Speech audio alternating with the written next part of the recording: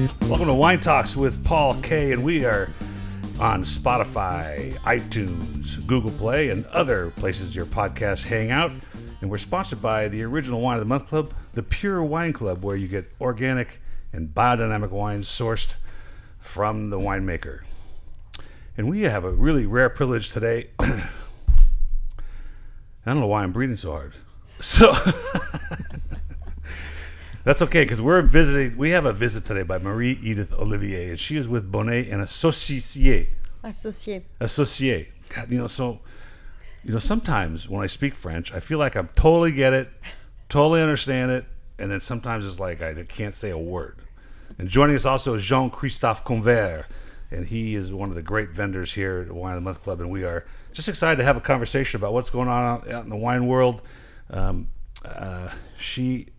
Marie Edith is the sales manager for all of North America.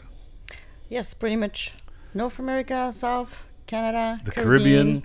Yes. So why do you come to Los Angeles if you can get to go to the Caribbean, isn't it? Because we're not in November yet. Oh, yeah, that's right. Oh, so what is the seasons in the Caribbean? I mean, it's off season, meaning right now it's shut down, and yes. It's going to reopen in October until March. So when it shuts down, like nobody's there? No, nobody's there. It's too hot and it's raining. It's raining. Yeah, not a nice weather. Nobody's drinking French wine during the No, off season. Tourists have left already, so we'll see our tourists again back in November. So there must be some kind of regular, the local people? Yeah, the local people. The local people do not drink wine that much. Rum. No, more spirits, correct, or beer, But the people that comes to visit wants good wine, refreshing, white, rosé, and those will be appearing again in October up to March. So it's all of a sudden it's like, I got to go to the Caribbean just to sell some wine. It's exactly. really hard, really tough job. Love my job, yes. If you're wondering why Marie's English is so good, even though she doesn't think so. Thanks. She went to school in England. We'll get to that in a second. And you spent much time here in the United States selling wine. So we talked about this a little bit, but and this happens all the time. I didn't know what I was going to do. In fact, I had no idea when I got out. I had no idea why I went to college. But you went to school. You didn't know you weren't going to be in the wine business necessarily. No, I wasn't supposed to do in the wine business. No. What did you think you were going to do? Well, I was studying, managing, marketing, sales, financial. So I was thinking getting into a huge corporate company, but more with like feminine product. So the perfume, the cosmetics. Yeah. Luxury products. Yes, luxury product. But then I end up, meeting people in the wine business, especially for French wine. And as I am French, then I'm proud of it because I believe we do good wine. Many other country does, but we are good in wine. So yes, someone say, look, you're French. We have French products to sell. We don't know how to do it. We need your help. Ah, and it started this way. Yeah, that works. Yeah. So you graduated, but you went to Aix-en-Provence. Aix-en-Provence, right? Yes. Which is a very famous district in Provence, no? It's a big city and it's a big student city. We have all kind of university there. We also have private school, like economic private school. Mm-hmm. That's where I went. So mine is called IAE in French. And they have different programs, including MBA programs. So you spend most of the time in Aix and the other half of the time in England. That's where I was. I see. So it's like a semester or half a year. Exactly, like 1 year, 6 months, So was that for the curriculum? In other words, was that for the classes, or was it to help understand, get English under control? It was really for the English, yeah. And also for the teacher, because a lot of teacher from other countries will come to teach in England. So I had someone from Japan. I had a couple of teachers. They were from Yale University, from the Americas. Mm-hmm. So that was also for this reason. Is that why I sense a Japanese accent here a little bit? Maybe. No. Maybe. Actually, my professor from Alliance Française of Pasadena, she's trying to learn Japanese. And I'm like, man, I can't imagine two completely disjointed languages to try and figure out, right? Yeah, it must be hard. Must be really hard. So you left Birmingham School in England, and you decided to get in the wine business, and you like, I'm not going to Paris. You told me why don't you want to go to Paris? Yeah, when I finished graduating, I finished in the top 2. So they say, oh, we have a great job for you. It's in Paris. And I'm like, no, not going to Paris. I'm sorry. What was the job? You remember? Yeah, I was working for Thales, which is an engineering company, Thales, you know. And I say, no, not interesting. Not by the city, not by the product. I got to peel that back a little bit more. We got to dig a little deeper on that because I know that the Parisian lifestyle for much of the country of France is different, right? It's the big city versus the small city. You know, French is such a beautiful countryside, and there's such small villages, and all of a sudden there's the Eiffel Tower and a billion different people. You have to compare Paris to New York. Like, you go for vacation, you go to visit the country, it's beautiful. You have monuments, you have the gastronomy, you have the style life. It's very nice. But to live, that's another bargain. Because then you're facing traffic, stressed people, subway, pollution. So no, I didn't want, you know, I just prefer go a little bit farther, but like cross the Atlantic and visit a couple of friends in Miami. And that's how it started, because someone said, look, we need you. I'm like, give me a visa and I will come back and I will work for you. And that's how I started. So 2002. Miami, which is not a small town, though it's still kind of small compared to New York and Paris, but you know, completely different lifestyle than either of those places, really. Yes, but at the time I worked for a big corporate company, so I got to wake up every morning as a regular person, you know. So, and I didn't live on South Beach. I live in more like in downtown, kind of. Okay. So yeah. And what was this company? Well, I started with Granchet, with partner with Chalmers and Belt, a huge distributor. Yes. And then I moved on to other companies, including Bobby Catcher Wine Selections out of Washington, D.C. And I finished my career 12 years after that with the Country Vineyard Group, which became the Winebow Group. So I spent a total of 12 years in America. So in Miami, look, the East Coast is clearly more versed in imported wines than the West Coast, and they drink more rosé, and you look at the wine list at most restaurants, and there's a very, very exacting list of Burgundy wines, you know, very small districts. How was the marketplace in Miami, which is, you know, a different culture? It's a lot of Puerto Rican, Cuban lifestyle there too. So was there a market for French wines, and what? Yeah, there is a market for French wine, like there is a market for Italian and Spanish wine, just because you have two kind of markets within the same state. You have the local people going to buy their wines at the grocery. So then you're looking at easy wine to drink, entry level, a lot of clarity in the label so they could understand what they drink.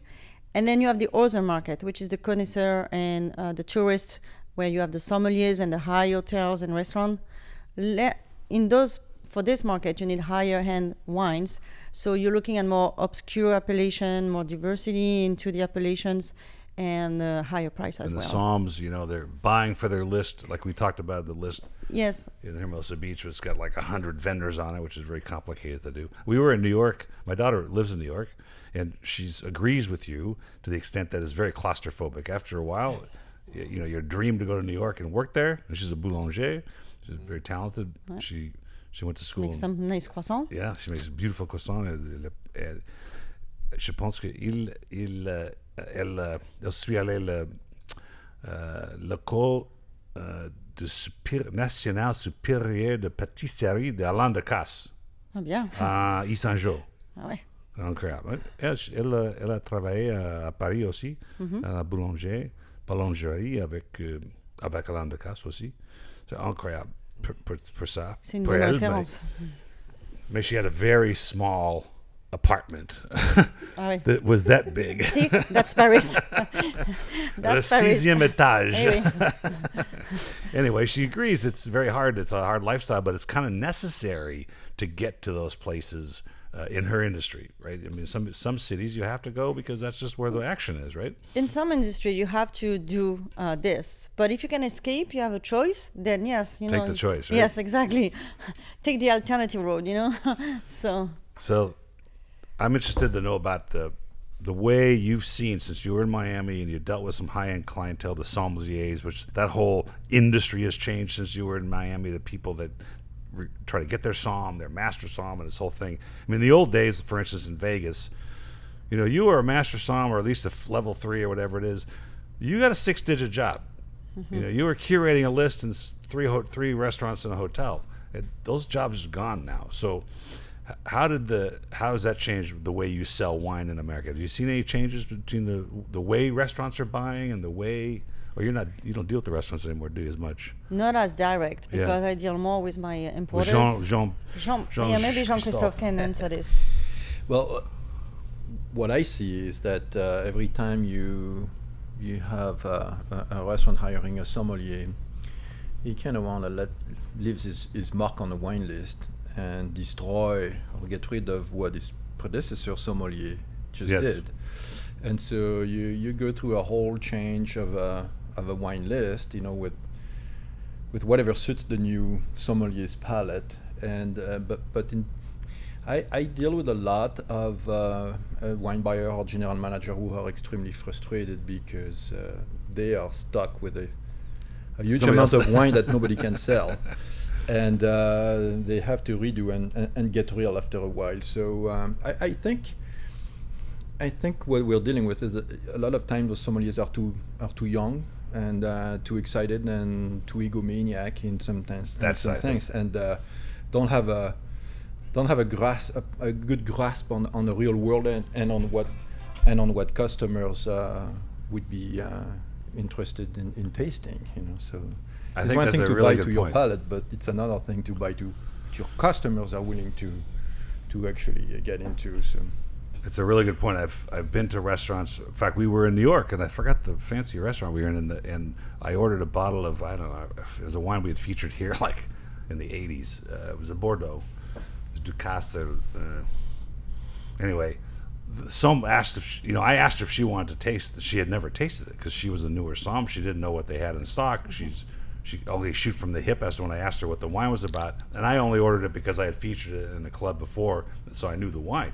So she was anxious to taste the wine because she had never tasted it before. So she didn't know it was on the list, right? Just by whatever. But it's an important feature you talked about there, because some people think wine is not an end. You can never end learning, right? You change. This is a business you're always in, moving, and that's also why it's fun. It's because there's no always it doesn't stop. It doesn't stop. You improve, things change, your people around you change, some rules, and so you always improve yourself, and you always enjoy tasting stuff. And I think the young somms, like you're talking about, because they've got this credential. It's not a degree; it's a credential, which is great. I think it's important to activate the discipline of studying of wine through a system like that, but it's not the end, right? No, and to me, I always get quite a bit irritated and frustrated at the way the whole system of sommelier and education is growing, and I see a generation of young people who are so proud of their pen, and so their ego gets a little bit too big. And to us who are dealing with the real world and real wine and real people who are interested in wine, I find that a lot of time, I spend a lot of time trying to kind of discredit a little bit that whole sommelier movement, because what I see is that it scares people away. And it creates an image that wine is a product that is something that is only approachable to a certain selected few. You're right. And it's so contrary to my own personal experience and education with wine, which comes from my grandfather who was making wine. And I would ride along with my grandfather, and he would open bottles, and I would share wine with my grandfather and his buddies, and it was never about an egomaniacistic thing. It was never about a status symbol. It was just a natural product that it was around and was made for the mass, that everyone should be able to appreciate. It wasn't, and I don't think wine should go there. I don't think wine should be put on some kind of such an elevated status that it should scare people away. And unfortunately, I think that new trend of somms, they're destroying all that by. I have this thought, and I'm going to ask you a question about what's going on in America, but I wrote an article recently in LinkedIn about natural wine. My next one is about the ethereal effects of wine. That it's an experience to have good wine, not just. And I tell the story all the time. I'm sure that people listening to this podcast are tired of hearing it, but when people go to Europe and they call me and they say, "Will you get me this Bordeaux? Get me this Sangiovese?" And then I get it for them, and they come home and they say it doesn't taste the same, and it's the same vintage, the same maker. It doesn't taste the same because you're not on vacation. Your experiences are different. It's so wine, and this is the part that frustrates me. I agree with you. It shouldn't be intimidating. But it should be tough. I mean, it is a difficult subject. If you really want to understand wine, it takes some study, and there's nothing wrong with that. It's not to be intimidating. Study it, enjoy it. Whatever you want to learn about it, you can learn about it. And if you don't want to learn about it, that's okay too. Enjoy it for what it is, because it's a beverage that is like no other, right? You drink it because of the way it makes you feel. I don't mean the alcohol, though that does help. But so I want to know from your standpoint for now, and I think a lot of the consumers, they always ask me, "Can you get me so and so?" And it's a vintage that's on a wine list. Let's just say it's this Burgundy, and it's a 2010. They don't understand why the supplier, when I call the supplier, "Do you have any 2010 Burgundy?" You don't have it because the supply chain has sold it to the importer brought it to the supplier sells it to the retailer sells it to the consumer or the restaurant, and it could sit on the list for a couple of years, right? So they don't understand that why I can't get a wine that they had at the store. That lag time, they don't understand that part, right? So have you seen in America trends towards Burgundy, Bordeaux, or East Coast versus the West Coast? You've seen rosé, for instance. What's the general thing that's happening in the last few years from the supply side? Well, first of all, suppliers doesn't hold wines anymore like they used to. So, for instance, someone can taste the vintage at some point somewhere, and then 6 months later, it cannot find it anymore. You can't find it. No, it can't. So, the restaurant will sometimes store the wines, but less and less. Before, the restaurant used to have a cave, and that's why we needed this position of a sommelier. Now, we don't have any restaurant that want to stock too much because it's inventory, it's a piece of real estate, it's money. So, nobody is really holding into wines. That's exactly right. There are some of them still doing it. And I have a very good example in Florida, which is Burns Steakhouse. Burns has a huge warehouse and they stock wine. So there you can go back in vintages and it's like, it's wonderful when you're there. But most of the restaurants, they don't want to hold vintage. So one of the reasons why the people cannot taste or find again the same vintage is because of that. Same thing with the stores. Most of the people we have, our customers, they sell within a couple of weeks, within a couple of months. Yes. So they want all the wines, unless you're talking like huge Grand Cru or things like that. But most of the wines will not be sold to be hold on to. And so some people can taste the wine at some point, taste a different wine because of course he has travel and because, as you said, maybe at some point they were on vacation and then they are not on vacation anymore. But plus the thing is they will probably switch vintage very fast, and so that's why it's not the same. So look at my warehouse. You can see there's a lot of empty pallet racks there. It's because this year and the next year I buy what I'm going to sell, and there's not much more, though I guarantee to my customers you can get more. But I'm very particular this year and next year because of what's happened in the marketplace. It's kind of crazy. How about taste changes? Have you seen, and maybe Jean-Christophe can talk about that too, but have you seen a trend in America, China, Japan? What's happening I know the Chinese, for instance, love their Bordeaux, or they used to love the Lafittes and the classified growths. But now, are we seeing, in America anyway, what do you see? I mean, this Bourgogne is really good. We are now seeing that people are looking for more friendly palate wines, something they can enjoy right away because that's the way they live also. Yes. Everything has to be fast and be consumed right away. So it's the same with the wines. They want some freshness, they want some more aromatics because they understand that better, and they want some wines they can, drink right away. So that's something that has changed. Have you seen the movie The Jerk with Steve Martin? It's an old movie. No. You guys are probably both too young. But he goes to a fancy French. He's a nouveau riche. He lots of money. He does his thing. He's at a French restaurant, and the sommelier represents the wine, and he says, "I don't want any more of that old wine. Bring me some new wine." White Zinfandel with a nice It's cure. very funny though. That's a stupid movie anyway. But that's an interesting point because the consumerism right now is now as fast as you can. DoorDash, Grubhub, get my food, I get it fast. And it's kind of sad from the wine side, but both of these wines, the Chateau Le Pasquet and the Bourgogne, were really very approachable and very reasonable for what they are. Is this the trend that you're seeing? Yes, that's a trend. We also, when we talk to our winemakers here, that's what we ask them. We say, look, we want something with some freshness, with some nice white fruit aromas. Here on the white Burgundy, Domaine de la Belouse, we ask Cedric, the winemaker, to do something more like round, buttery side.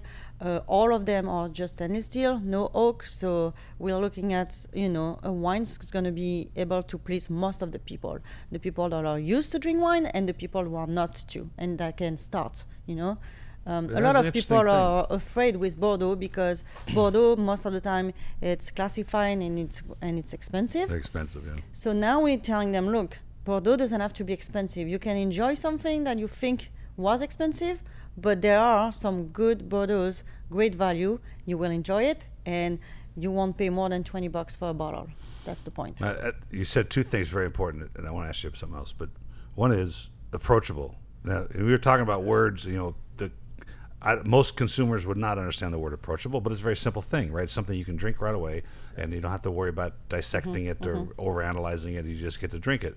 And one of the things that happened, and what I see a lot, and you see how much I taste.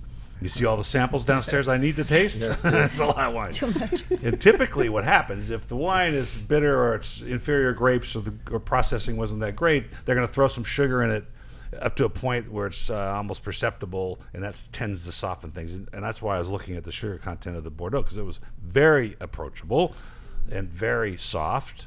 And of all the entry-level Bordeaux I've tasted in the last months, probably the best one I've had.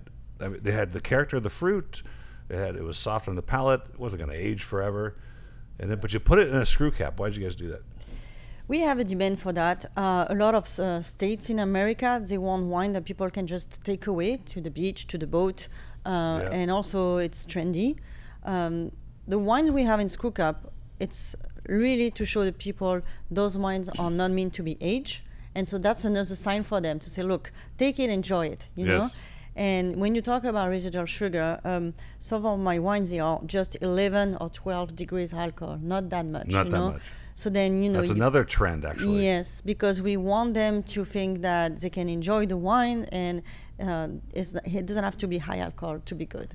Do you think that you're going to get in trouble with the Bordeaux maker and the Burgundy guy? Because the Burgundy maker's saying, "Oh, I get cork finish," and the Bordeaux guy gets a screw cap, and you're No, it was a choice. Also, we had demand for Burgundy, red and white, so 100% Chardonnay and 100% Pinot Noir, for the restaurant to provide the glass, and those people want the cork. So that's a very important question, actually, because or concern.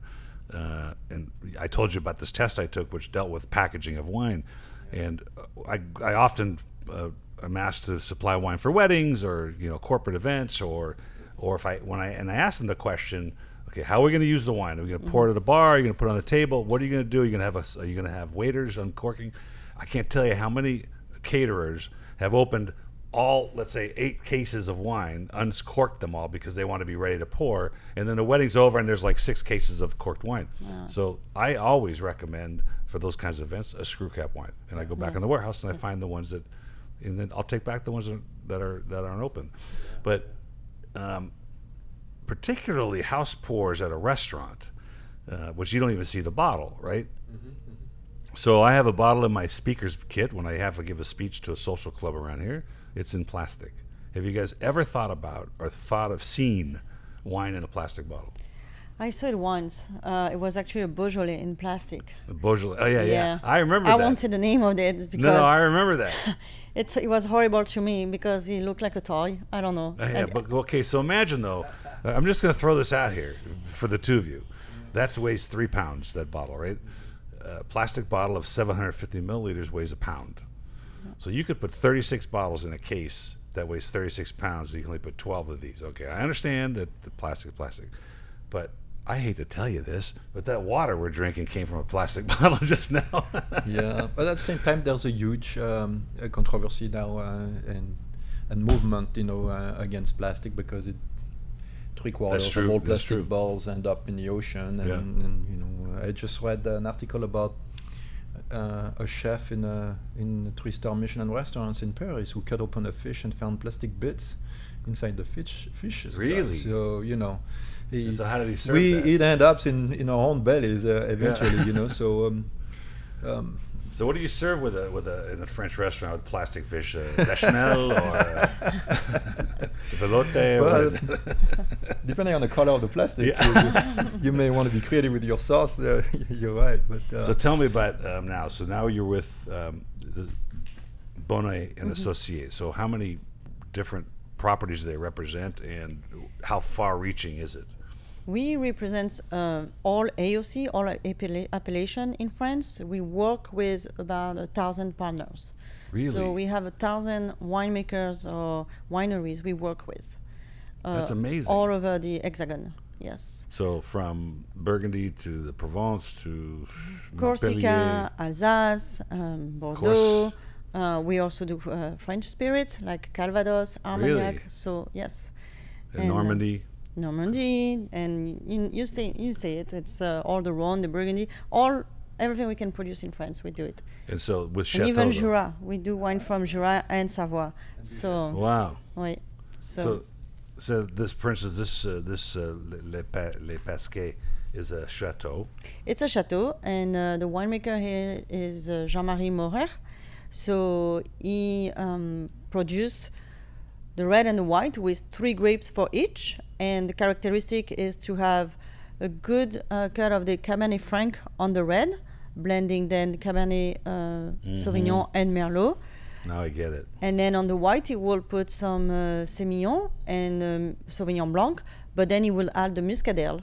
And which I tasted in that. Exactly. So you have something different here because you're looking at a different perspective than the regular, other Bordeaux's.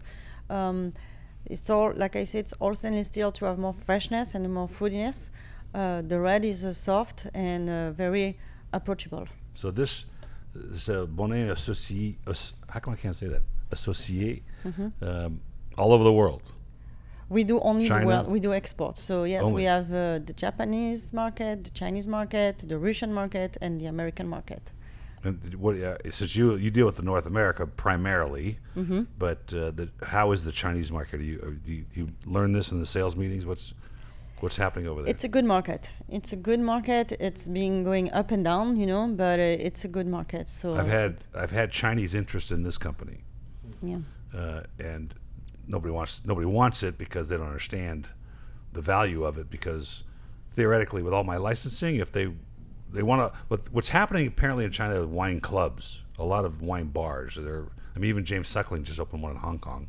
Yeah. So it's becoming very, I could say chic is not the word, but the stature of your position in society becomes wine related. How you deal with wine, and I don't think they seek any knowledge in it. They just want it.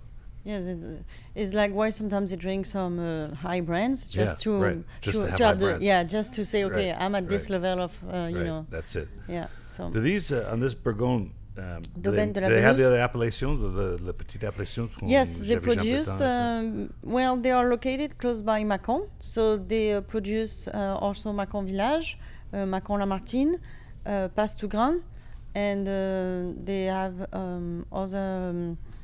They have a Saint-Véran as well. Here's my Burgundy map, see? So this is another family estate where she had estate from her side and he has some from his side, and then being married together, they make a reunion of all the estates together. Wow. And you can see on the foil the Vigneron Indépendant. So independent winemakers, everything is family estate. That was probably the most elegant entry-level Bourgogne Blanc that I've had. And when you said there's no oak, you almost sense there's something that's softening this wine, that's giving it the dimension, even though it's stainless steel. It's just got so much character. Very special. My new fascination is Burgundy, and and I understand the difference that, the Bordeaux makers have to blend, and this, the whole is greater than the sum of its parts, and that's their talent. And then the Burgundy maker is like, I've got this soil to deal with, and these roots and these grapes, and I don't get to deal with blending. I don't have that luxury, right? I have to make from what I've been given, right? Yeah. Now, I had a winemaker in here the other day. He was from a little town out here, and they made sparkling wine. And I can't remember the name. Fascinating story. The town, or? Yeah, the town was like, that's what they do. That far north, you sure? Yeah, it was down here by the Mâconnais. It was just a little bit south. I'll remember, then I'll send you an email. It was, can't remember the name of it, but it was fascinating because they didn't really. That's all they make is sparkling wine. It's kind of like Cremant or something, whatever. Cremant de Bourgogne. Bourgogne at that point. So what's next? Do you think after? I mean, inside this company, what do you want to do? You want to become the president? She almost is already. Don't say anything that's going to get yourself in trouble, of course. No, but it sounds like a very fascinating company. They do a lot of things there all over the world. How about a different part of the world? Would you want to go sell in a different part of the world? No, I'm good with my part of the world. You like it? Because it's a cultural thing I belong to. So no, I'm good. What I like to do is to sell more esoteric wine. Having people discover some of our appellation on another angle. If now people can just go back to a regular petit chateau like that on an everyday base, that's what I would love to, and have them also drink more Provence rosé during the summer, but only summer. I don't think there's a point to have a Provence rosé in November. So, but and then rotate the appellation towards the year, towards the season. I think the Provence people would say, "Hey, I want them drinking it all the time." Well, the production, the production it's not it's controlled. I mean, it's by nature. Yeah. So, and one of the thing is, I would like some people to get away from the big brands that we always find everywhere. Like we are talking about the sommelier. I'm glad when I meet a sommelier that's not going to put the French Provence rosé like everybody else on his list. Domaine hot. Yeah. Well, I didn't, so make some choices. Bring to the customers other opportunities. Is from Savoie, so have people drinking those wines. Most of the people do not know wine from Savoie, and those are interesting white, So, for me, the next step will be to have the regular customers to drink more French wine from other part of the AOC, just not the regular and big brands. You have a little headwind in America. There's a little problem in America, and you've already seen the consolidation of the wholesalers. I have guys coming in today, Italian wholesaler. I don't know what I'm doing. He wants to sell tequila now. Can you imagine that? The Italian wholesaler wants to sell tequila because what's happened is the consolidation of the large houses like Southern and Glazer and Young's and who they just merged with. In DC. And so that's why when you go to the market now in America, at least on the West Coast, if you go to Ralph's, if you go to Safeway, if you go to Vaughn's, the wall's the same. The wine wall's the same. Mm-hmm. It's Josh, Joel Gott, San Antonio, Stella Rosa, and because that shelf space now is very valuable, right? And so you want to get on that shelf, it's gonna cost you. I was trying to tell my staff the other day, there is a reason why when you stand at a shelf like that and the brands you see every day are right in front of you, right? Yeah. It's like toothpaste. And so the sommelier's job now is going to have to be to provide the clients an experience in wine that's different than what you do when you get to the store, right? That's what I think anyway. Well, it's been a great pleasure having you. Where are you going next? Well, LAX Airport. In LAX? Yes. to go to where? To go to San Francisco. Because nobody goes to LAX just to go to LAX. That's not that interesting. Yeah. No. Though it's nicer than it was. My 4 days in LA are over. I'm going to San Francisco now. And what's happening in San Francisco? Well, same thing. Working the market and help those people, And, so you have full day. You get up. You go, full days, and then after San Francisco, it's going to be Seattle. Wow. And so the whole trip is how long? 21 days, you said? 20 days? 21 days, Wow, that is a long time. Yeah, but you like America. That's great. I'm good here. Yes, I like it. Yes. And people are nice, look. So. How about that? Thank you so much for coming in, Marie Edith and Christophe. Jean-Christophe, it's always a pleasure, and I'll see you Thursday night, no? Oh, yes. Yeah, okay. So looking forward to it. Le président de La Fille Rothschild de Maison Champagne, no? That's right. That's right. It's going to be an amazing experience. Yeah, it will be. Merci. Au revoir. Merci. Au revoir.